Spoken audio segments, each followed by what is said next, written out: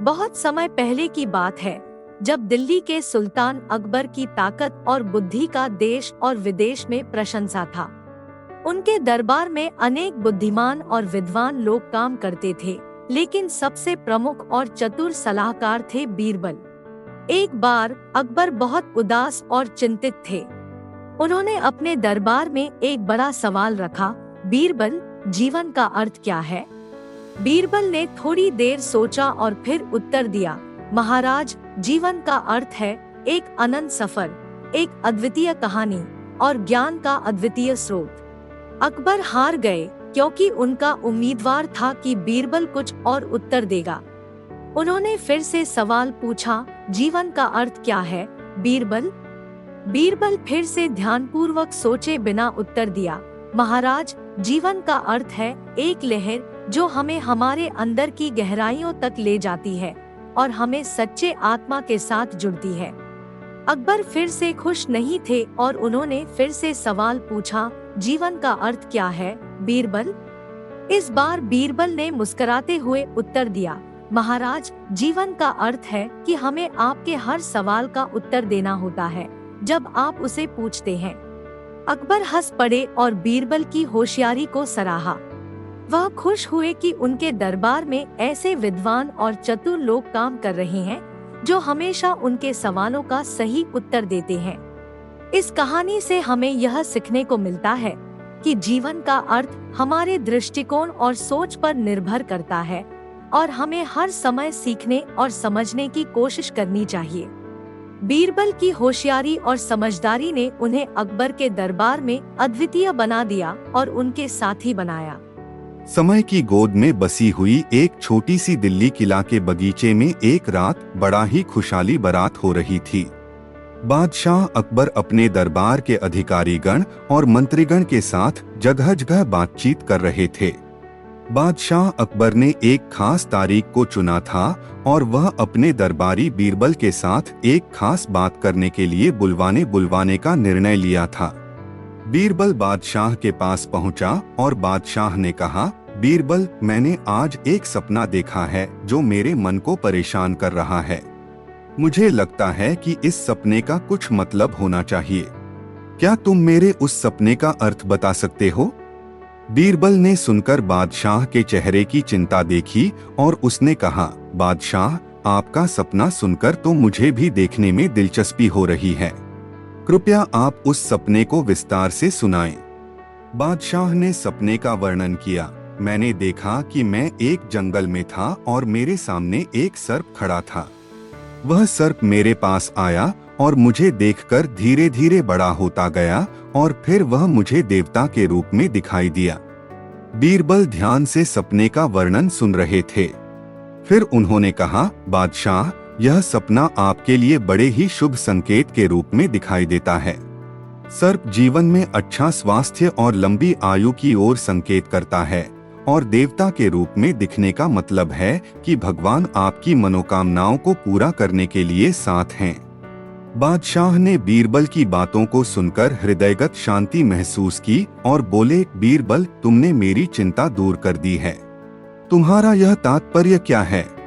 बीरबल ने मुस्कुराते हुए कहा, बादशाह, मेरा यह तात्पर्य यह है कि आपको सपनों का भरपूर विश्वास रखना चाहिए और आपके सपनों के अर्थ को समझने के लिए विचार करना चाहिए। बादशाह ने बीरबल की सलाह को मान लिया और वह खुशी खुशी अपने दरबार में वापस चले गए, अपने जीवन की नई ऊंचाइयों की ओर बढ़ते हुए। इस कहानी से हमें यह सीखने को मिलता है कि सपनों का महत्व होता है और अक्सर हमारे सपने हमारे भविष्य की पूर्व सूचना कर सकते हैं। वे हमारे जीवन को संवारने और सफलता प्राप्त करने के लिए मार्गदर्शन कर सकते हैं। अकबर और बीरबल की एक दिन राजमहल में बातचीत करते समय एक बच्चे ने दरवाजे पर दस्तक दी। अकबर ने दरवाजा खोला और बच्चे से पूछा, तू किसी काम के लिए यहाँ क्यों आया है? बच्चा विभाग में अपने माता पिता के साथ अपने प्रशासकीय परीक्षण की तैयारी कर रहा था। उसने राजा से अपनी समस्या साझा की, महाराज, हमें अपने प्रशासकीय परीक्षण के लिए कुछ सवालों का समाधान चाहिए, लेकिन हमें कोई मदद करने वाला नहीं मिल रहा है। क्या आप हमारी मदद कर सकते हैं? अकबर ने सोचा कि यह एक अच्छा अवसर है बीरबल को प्रशासकीय परीक्षण के सवालों का समाधान करने के लिए बुलवाने का। इसलिए उन्होंने बीरबल को बुलवाया और समस्या को साझा की। बीरबल ने बच्चे के साथ बात की और उसके साथ कुछ समय बिताया। फिर वह बच्चे के माता पिता से बोले, आपके बेटे को तैयारी करने के लिए सही तरीका और समय की आवश्यकता है। बीरबल ने एक सरल उपाय बताया कि कैसे वे अपने बेटे को अध्ययन के लिए प्रोत्साहित कर सकते हैं। उन्होंने उन्हें अध्ययन के लिए समय सारणी बनाने की सलाह दी और बेटे के लिए एक स्थिर और शांत स्थान प्रदान करने की सिफारिश की। बच्चे के माता पिता ने बीरबल की सलाह को माना और अपने बेटे की तैयारी के लिए उनके द्वारा दी गई सलाह का पालन किया। कुछ महीने बाद बच्चा प्रशासकीय परीक्षण में सफलता प्राप्त करके वापस आया और अकबर के सामने अपनी सफलता की खबर लेकर खड़ा हुआ। अकबर ने बच्चे के माता पिता से पूछा, क्या आपके बेटे की तैयारी में कोई समस्या आई? माता पिता ने कहा, नहीं, बीरबल की मदद से हमारे बेटे ने अच्छे से तैयारी की और प्रशासकीय परीक्षण में सफल हुआ। अकबर ने बीरबल को देखा और कहा, बीरबल, तुमने फिर से हमारे समस्या का समाधान किया। तुम्हारी बुद्धि का हमें गर्व है। इसके बाद अकबर और बीरबल ने समस्याओं के समाधान के लिए एक साथ काम किया और अपनी दोस्ती और बुद्धि का प्रदर्शन करते रहे। एक समय की बात है जब मुगल साम्राज्य के सम्राट अकबर और उनके दरबारी बीरबल के बीच एक दिलचस्प मुकाबला हुआ। अकबर, जो हमेशा चुनौतियों से भरपूर रहना पसंद करते थे, बीरबल से एक पहेली का समाधान करने के लिए कहा। अकबर ने कहा, बीरबल, मैं तुझसे एक सवाल पूछता हूँ, तुझे उसका उत्तर देना होगा। बीरबल ने सिर झुकाया और बोला, हाँ बादशाह जी, मैं तैयार हूँ। अकबर ने पूछा, बीरबल, जानवरों में सबसे तेज कौन है? बीरबल ने बिना किसी हिचकिचाहट के उत्तर दिया, बादशाह जी, सबसे तेज वो होता है जो अपने आप को समय पर सीख लेता है। अकबर थोड़ी देर सोचता रहा, फिर हंसते हुए बोले, बीरबल, तुम्हारा उत्तर सही है, लेकिन मैं जानवरों की बात कर रहा था। बीरबल ने मुस्कुराते हुए कहा, बादशाह जी, जब हम अपने दिल में सच और सही गलत की ओर देखते हैं तो हम सबसे तेज हो जाते हैं, क्योंकि हमें तय करने की आवश्यकता नहीं होती। अकबर ने बीरबल के दरबार में उसके बुद्धिमत्ता की सराहना की और उसे एक बड़ा सा इनाम दिया। इसके बाद वे दोनों दोस्ती से हंसते मुस्कुराते अपने कार्यों में लग गए और उनकी कहानियां और मुकाबले हमें आज भी याद हैं। इस कहानी से हमें यह सीखने को मिलता है कि ज्ञान और समझ से ही व्यक्ति का सच्चा तेज दिमाग होता है और हमें हमेशा अपने विचारों को सही और सत्यवादी बनाने का प्रयास करना चाहिए। बादशाह अकबर के दरबार में एक बार एक बड़ा ही विद्वान आदमी आया। वह आदमी बड़ा ही तेज-तर्रार और बुद्धिमान था। लोग उसे महापंडित कहकर पुकारते थे। एक दिन अकबर ने महापंडित से एक सवाल पूछा, महापंडित जी, आपको सबसे तेज बुद्धि वाला आदमी कौन लगता है? महापंडित हंसकर बोले, अकबर जी, आपके दरबार में ही एक ऐसा व्यक्ति है जिसका दिमाग बहुत ही तेज है, वो है बीरबल। अकबर थोड़ा चौंका, क्योंकि बीरबल को वह किसी से कमीशन नहीं देखना चाहता था।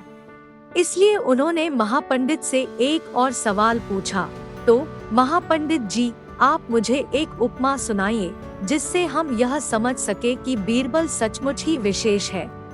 महापंडित ने मुस्कुराते हुए कहा, बादशाह जी, ठीक है, मैं आपको एक उपमा सुनाता हूँ। फिर महापंडित ने बताया, एक बार की बात है, बीरबल बाग में चल रहे थे।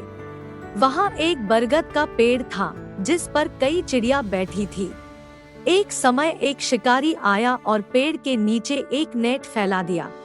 उसने धीरे धीरे एक प्रकार की मिठास से चिड़ियों को बुलाया और उन्हें दिखाया कि उसके पास कितनी मिठासी मिठाई है।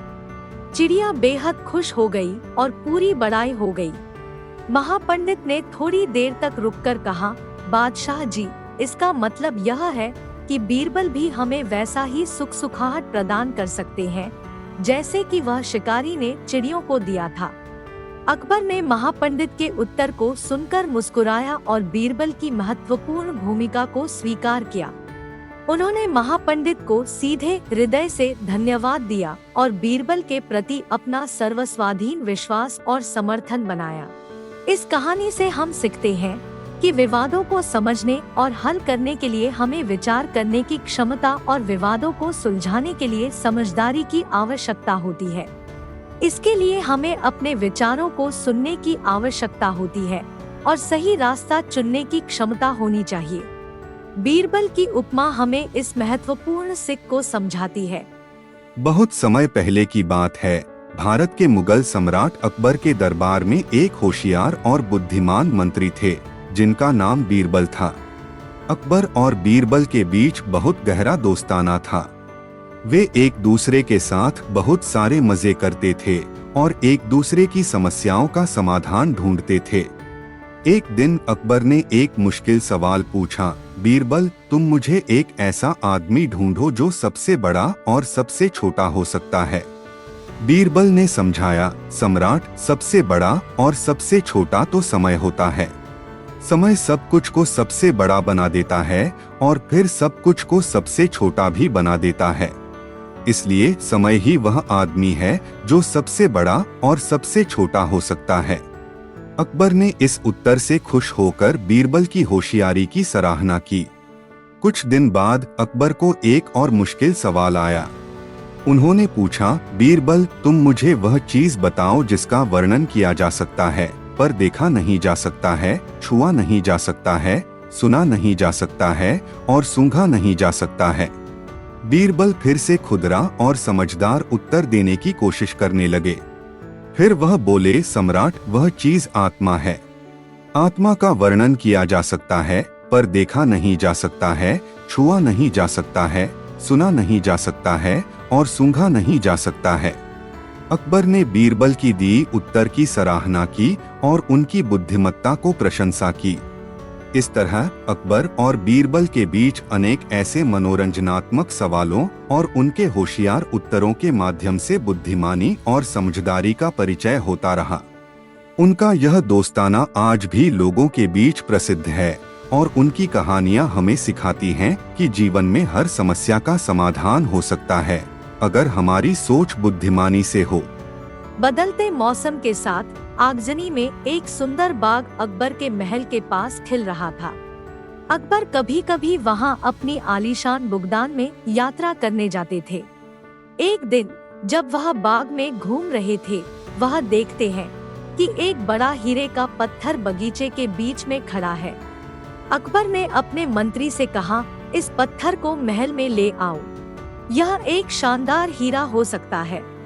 मंत्री ने पत्थर को महल में लेकर आए और वहीरा को जांचने के लिए एक विशेषज्ञ को बुलवाया।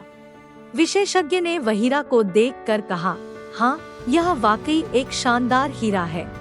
अकबर ने सोचा कि वहीरा को उसी दिन के लिए अपने महल में रख लेगा, लेकिन बीरबल थोड़ी देर सोचकर बोले, हुजूर, इसे यहीं छोड़ दें। अकबर चौंक गए और बीरबल से पूछा, तुम इसे यहीं छोड़ने के लिए क्यों कह रहे हो?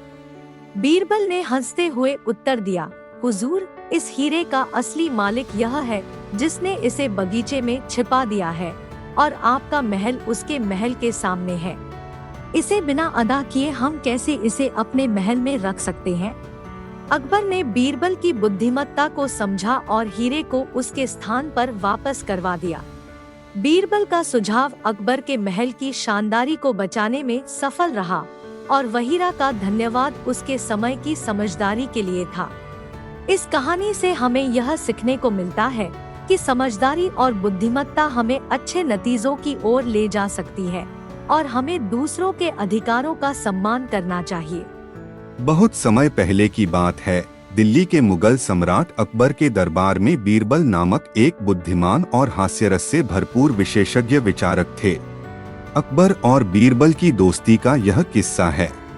एक बार अकबर ने अपने मंत्रीगणों से एक प्रश्न पूछा, मेरे देश में सबसे तेज चीज क्या है?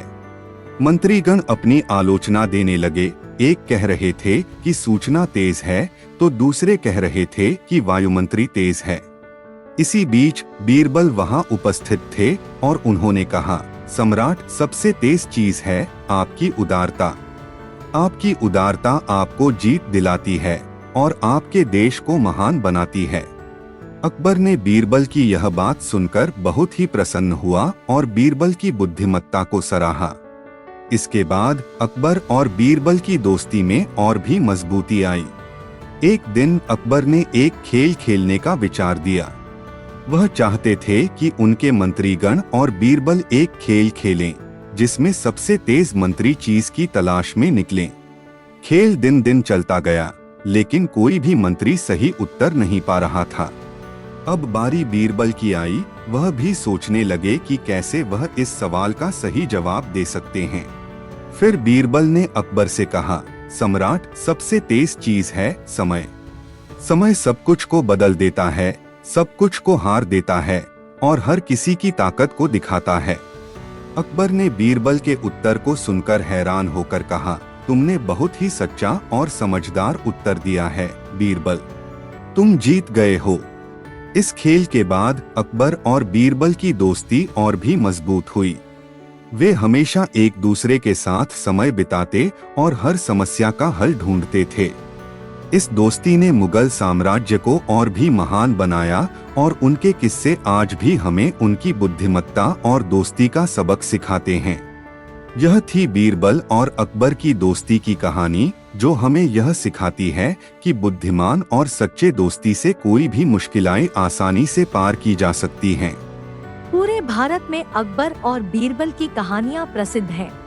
वे मुगल सम्राट अकबर के दरबार में एक बुद्धिमान और विवेकपूर्ण मंत्री थे। उनके बीच कई दिलचस्प और सोचने समझने की कई बातें होती थी। एक बार की बात है, अकबर अपने दरबार में दरबारियों के साथ मस्ती कर रहे थे। एक दरबारी ने बड़े उत्साह से एक नई तलवार की प्रशंसा की। तलवार वाकई सुंदर थी और उसकी ब्लेड चमक रही थी। उस दरबारी ने अकबर से कहा, सम्राट जी, यह तलवार वाकई अद्वितीय है। इसका नाम न्याय की तलवार है और इसके पास विशेष शक्ति है कि यह दोषी को बिना किसी पूर्वाग्रह के छू सकती है। अकबर ने इसे सुनकर तलवार के बारे में और जानने की इच्छा की।